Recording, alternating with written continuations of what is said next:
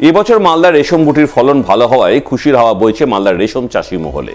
বিশেষ করে বলতে গেলে বলতে হয় চাঁচল রেশম চাষিদের মধ্যে, কারণ এবছর চাঁচলের রেশম গুটির ফলন হয়েছে আশানুরূপ। কোয়ালিটিযুক্ত রেশম গুটির ফলন হওয়ায় গুটি বিক্রির বাজারে চাঁচলের রেশম গুটির চাহিদা রয়েছে তুঙ্গে, দাম মিলছে ভালোই। রবিবার এমনটি ছবি ধরা পড়েছে মালদার কালিয়াচকের রেশম গুটির হাট অর্থাৎ কালিয়াচক কোকুন মার্কেটে।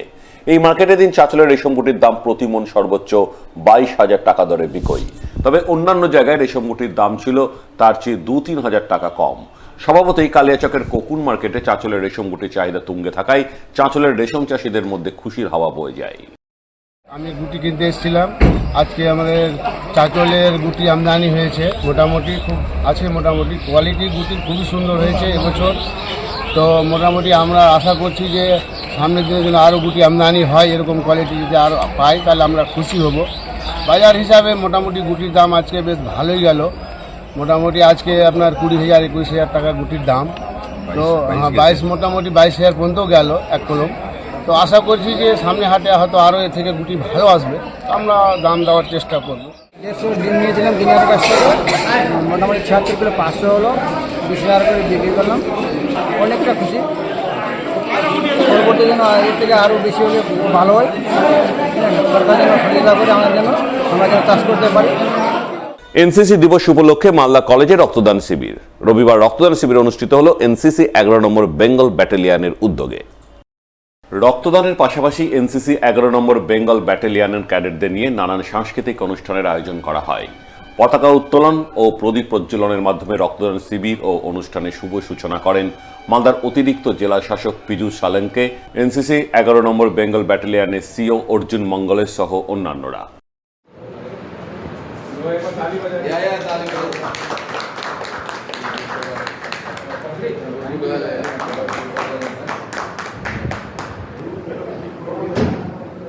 We have a lineup of exciting events. Welcome each and every one of you. आज 76th एनसीसी डे है और यहाँ 11 बंगाल बटालियन एनसीसी मालदा यहाँ रतबरी में लोकेटेड है। और हमने आज मालदा कॉलेज ग्राउंड में और मालदा कॉलेज ऑडिटोरियम में हमने प्रोग्राम किया है।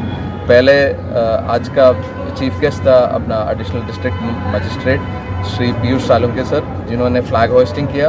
और उसके बाद हमने एक ब्लड डोनेशन का भी इनॉग्रेशन किया है, जिसमें वॉलंटियर एनसीसी कैडेट्स ने ब्लड डोनेट किया है।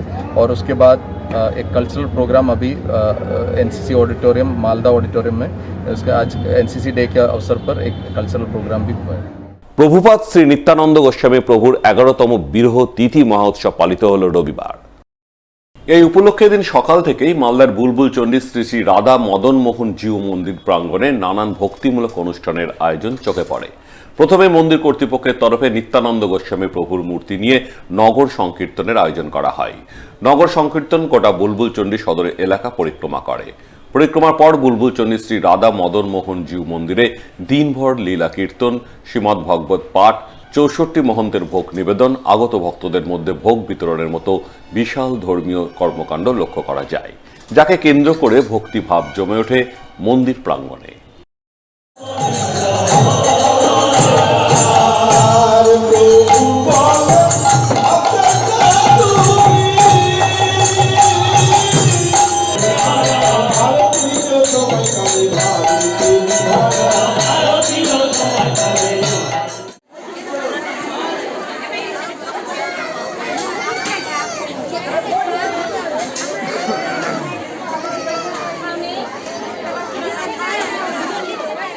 জয়নিতাই, আজকে আমাদের শ্রী শ্রী রাধা মদনমোহন মন্দিরের প্রতিষ্ঠাতা তথা আমাদের শ্রী গুরুদেব তার 11তম বিরহ তিথি মহোৎসব। এই উৎসব উপলক্ষে বিভিন্ন প্রান্ত থেকে আজকে বুলবুল চণ্ডী শ্রী শ্রী রাধা মদনমোহন মন্দির প্রাঙ্গণে ভক্ত সমাগম হয়েছে।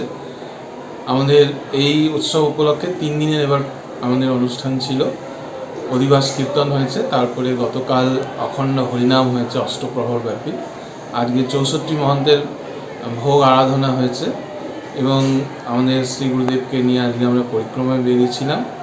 আজকে অগণন ভক্ত সমাগম এবং সবার জন্য আজকে মহাপ্রসাদের আমরা ব্যবস্থা করেছি এবং বিভিন্ন প্রান্ত থেকে যারা ভক্তবৃন্দ এসেছেন তারা এই আশ্রমে অবস্থান করে শ্রী গুরুদেবের এই বিরহ তিথি মহোৎসব উদযাপন করছেন এবং রাধা মদন মোহনের প্রসাদ সবাই গ্রহণ করছেন।